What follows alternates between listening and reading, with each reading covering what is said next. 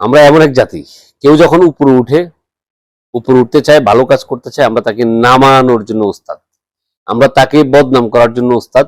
আমরা সেই মানুষটাকে কিভাবে মানে উপর থেকে নিচে নামাবো সেই বিষয়ে আমরা খুব দক্ষ। হ্যাঁ, এটা আমরা খুব দক্ষ। কারণ রাস্তা যখন একজন মানুষ পড়ে থাকে, তার গায়ে সম্পূর্ণ পোকা, তার হাতে পোকা, পায়ে পোকা, সেই মানুষটাকে আমরা কেউ ধরি না, আমরা ধরি না, তাকে কোনো চিকিৎসার ব্যবস্থা করি না। আর যখন আমি গিয়ে ধরবো, আমি সেই মানুষটাকে সেবা শুশ্রূষা করব, আর মানুষ আমাকে ভালোবাসা দিবে, আমাকে মানুষ সহযোগিতা করবে, তখন ওই যে চুলকানিওয়ালা মানুষগুলো চুলকানি বেড়ে যাবে। এ হলো আমাদের বাংলাদেশের একেবারে চিরন্তন সত্য একটা ঘটনা, প্রবাদ বাক্য না, এটা একবার সত্যি ঘটনা। এখন দেখেন, আজকে বাংলাদেশের প্রত্যেকটা প্রিন্ট এবং ইলেকট্রনিক মিডিয়ায় আজকে 3 দিন ধরে মিল্টন সমাদ্দার, ওনাকে নিয়ে কভারেজ করা হচ্ছে। প্রিন্ট মিডিয়া, ইলেকট্রিক মিডিয়া লাগছে ওনার পিছনে। হ্যাঁ, ওনার পিছনে লাগছে। এখন আমার ভিডিওর প্রথমেই আমি বলি যে আমি কোনো এই ভিডিওটা মিল্টন সমাদ্দারকে সমর্থন করে বানাচ্ছি না, এবং ওনার পক্ষে কথা বলার জন্য আমি এই ভিডিওটা বানাচ্ছি না। আমার কথা হলো যে কারো পা চাটি না, চাটবো না, কাউকে তুল মারি না, মারবো না, কিন্তু যেটা সত্য সেটা বলতে কেউ আটকে রাখতে পারবে না। বিষয়টা হলো, মিল্টন সমাদ্দার সে একজন কন্টেন্ট ক্রিয়েটর, এবং তিনি বাংলাদেশের মধ্যে যদি 10 জন কন্টেন্ট ক্রিয়েটরের বলা হয়, জরিপ করা হয়, এর মধ্যে উনি একজন থাকবেন। ওনার 1 কোটি প্রায় 65 লক্ষ ফ্যান ফলোয়ার আছে। হ্যাঁ, তো তাহলে চিন্তা করেন যে এই মানুষগুলো তাকে ফলো করছে এমনি এমনি করে না। আমার মতো ছোট ইয়ারা যে দেখেন, আমার এই যে আমি যেখানে এখন ভিডিওটা আপলোড দিচ্ছি, আমার চ্যানেল বলেন, আরে আমি তো এখানে কয়জন মানুষ আছেন, তো এখান থেকে তো ধীরে ধীরে মানুষগুলো বাড়বেন যারা আমাকে ভালোবাসা দিচ্ছেন। তো এভাবেই উনিও কষ্ট করে সংগ্রাম করে একটা চ্যানেল দাঁড় করানো, একটা পেজ দাঁড় করানো, একটা আইডি দাঁড় করানো কিন্তু এত সহজ ব্যাপার না। ঠিক আছে, সেই মানুষটা দীর্ঘদিন যাবৎ কাজ করার পরে তাকে যখন মানুষ বিশ্বাস করলো, ভালোবাসলো, সে রাস্তায় পড়ে থাকা মানুষদেরকে, অনাথ শিশুদেরকে নিয়ে সে সেবা শুশ্রূষা করে, তাদেরকে সেবা করে, খাওয়ায় দাওয়ায়। এখন হ্যাঁ, তার তো আর কোটি কোটি টাকা নাই যে সে নিজের থেকে দিবে। এখানে ধরেন আমি একজন মানুষকে সহায়তা করব, আমার কাছে সামর্থ্য নাই, কিন্তু আমি তাকে সেবা করব। আমি আমার বন্ধু বান্ধব, আপনারা যারা আছেন, আমার পেজে যারা আছেন, আমি আপনাদের নিকট চাইলাম যে আমি এই মানুষটাকে পেয়েছি, তার এই চিকিৎসা করতে হবে, এই টাকা খরচ হবে, আমার কাছে নাই। এখন যদি আপনারা আমাকে দেন, আমি তো তার চিকিৎসাটা করব, এটাই নিয়ম। হ্যাঁ, আমার মন টানে, এই কারণে করছি। এখন প্রশ্ন আছে এক জায়গায়, আমারও এক জায়গায় প্রশ্ন, আপনারা যে আমাকে ওনাকে যে টাকাটা দিচ্ছেন সেই টাকাটা আসলে উনি সত্যিকার অর্থে এখানে ব্যয় করছে কিনা, এটা তদন্ত সাপেক্ষ বিষয়।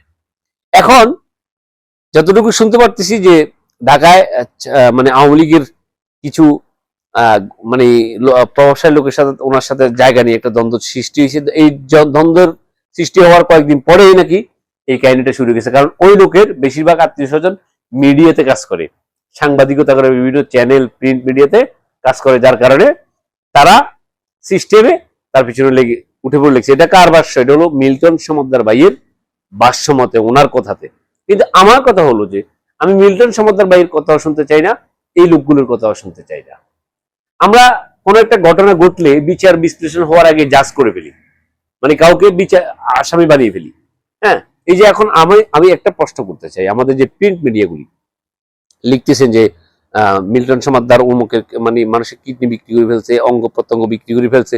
ভাই, প্রমাণ ছাড়া একটা মানুষের বিরুদ্ধে যে আপনারা হেডলাইন করতেছেন কভারেজ পাওয়ার জন্য, ভিউ পাওয়ার জন্য, এটা যদি বাংলাদেশ না হয় পৃথিবীর অন্য কোনো রাষ্ট্র হতো, আজকে যদি ইউরোপ, আমেরিকা হতো, আপনাদেরকে আগে বিচারের কাঠগড়ায় দাঁড় করাইতো, আপনাদেরকে আগে বিচারের কাঠগড়ায় দাঁড় করাইতো, আপনারাই হতেন আগে প্রধান আসামি। কারণ হলো, যেখানে একটা মানুষের বিচার বিশ্লেষণ হয় নাই, যেখানে কোনো আদালতের রায় হয় না যে উনি অপরাধী, উনি এটা ঘটাইছে, এটা সত্য আছে, সেখানে আপনি কিভাবে বললেন সে কিডনি বিক্রি করে, সে অঙ্গ প্রত্যঙ্গ বিক্রি করে? আপনি এটা বলতে পারেন না। কোন প্রমাণ সাপেক্ষ ছাড়া, প্রমাণবিহীন কাউকে দোষী সাব্যস্ত করা, এটা আরো সবচেয়ে বড় অন্যায়। আমার এই ভিডিও বানানোর একটাই উদ্দেশ্য, প্রিন্ট মিডিয়া এবং ইলেকট্রিক মিডিয়া এবং যারা এগুলি করছেন, আজকে ওনার সাথে করছেন, কালকে আরেকজন কন্টেন্ট ক্রিয়েটের সাথে করবেন, যারা মানবিক কাজে এগিয়ে আসতেছে, যাদেরকে মানুষ বিশ্বাস করে, যাদেরকে লাখ লাখ টাকা মানুষ দিচ্ছে, তারা মানবিক কাজে সেগুলি ব্যয় করছে। আপনারা এইভাবে মানুষের পিছনে লাগবেন। সো আমার কথা হলো যে, যদি মিল্টন সমাদ্দারের বিরুদ্ধে কোনো অভিযোগ থাকে সেটা আইনানুগভাবে নেন।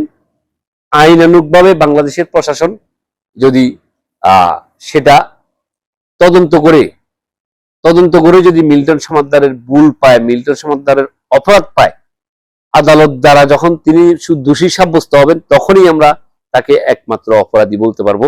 এর আগে না। আমি চাই এর আগে এইসব ধরনের হেডলাইন, এসব ধরনের তথ্য দিয়ে বাংলাদেশের মানুষের মনে গুজব সৃষ্টি করবেন না। বাংলাদেশের মানুষ এমনিতেই বিভিন্ন পেরেশানিতে আছে। আপনারা একের পর এক এক পেরেশানি খুঁজে আনেন মানুষকে বিভ্রান্ত করার জন্য। এসব থেকে বিরত থাকেন, এসব থেকে বিরত থাকেন। মানুষকে একটু স্বস্তিতে থাকার সুযোগ দেন এবং মানবিক কাজে কাজ করার উৎসাহ যোগান। এই যে আপনারা একজন মানবিক কাজ যে করতেছে, তার পিছনে লেগে এখন অন্য যারা কাজ করে তাদের মধ্যে একটা প্রশ্ন আসবে যে, আমরা যে মানুষের ভালোর জন্য কাজ করি, কি শেষ পর্যন্ত আমরা অপরাধী হব শেষ পর্যন্ত? সো মিল্টন সমাদ্দারের পারিবারিক অবস্থা কি ছিল, সে অতীতে কি ছিল, এটা আমার দেখার বিষয় না। সে বর্তমানে কি করতেছে আমি সেটাই দেখতে চাই। সে ভালো কাজ করতেছে কিনা সেটাই আমি দেখতে চাই। সে অতীতে তার বাড়িতে কি হয়েছে, তার পান্তা পড়েছে, সেটা আমার বিষয় না।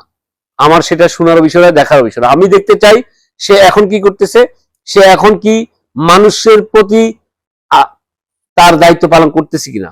সে চাইল্ড অ্যান্ড ওল্ড এজ যে কেয়ার একটা খুলছে, সেটাতে সে মানুষকে নিয়ে চিকিৎসা দিচ্ছে, সেবা দিচ্ছে। একজন মানুষ যখন মারা যায়, যারা বাস্তবিক জীবন আছেন তারাই বুঝেন, একটা লাশ শহরে দাফন দেয়া কত কঠিন ব্যাপার। সেই লাশ যদি সে মারা যাওয়া মানুষগুলিকে দাফন কাফন করে, সেখানে তার অপরাধের কিছু নেই। শুধু অপরাধ হবে এই যে একটা গুরুত্বপূর্ণ আপনারা অভিযোগ করছেন, সেটা যদি সত্যি প্রমাণ সাপেক্ষে, তদন্ত সাপেক্ষে সত্যিকার অর্থে উনি দোষী হয়, তাহলে মানুষকে আর বিশ্বাস করা যাবে না, তাহলে আর কাউকে বিশ্বাস করা যাবে না। সো আমি চাই এটার একটা সুষ্ঠু তদন্ত হোক, তদন্ত সাপেক্ষে উনি যদি দোষী হয়ে থাকে দোষী সাব্যস্ত করা হোক। আর যদি বিনা দোষে ওনার মান সম্মান নষ্ট করা হয়, অথবা এভাবে যারা মানবিক কাজ করে তাদেরকে ছোট হয়ে প্রতিপন্ন করার জন্য একটা চক্র যে কাজ করতেছে, তাদেরকে বিচারে আওতায় আনা হোক। এবং যেসব সংবাদ মাধ্যমগুলো এই ঘটনাটাকে হাইলাইটস করে মানুষের মনে বিভ্রান্তি তৈরি করছে এবং ওনাকে ডাইরেক্টলি দোষী সাব্যস্ত করতেছে, সেই সংবাদ মাধ্যমগুলোকে ব্যান করা হোক। সকলে ভালো থাকবেন। আল্লাহ হাফেজ। ভালো লাগলে অবশ্যই শেয়ার দিবেন, কমেন্ট করে দিবেন।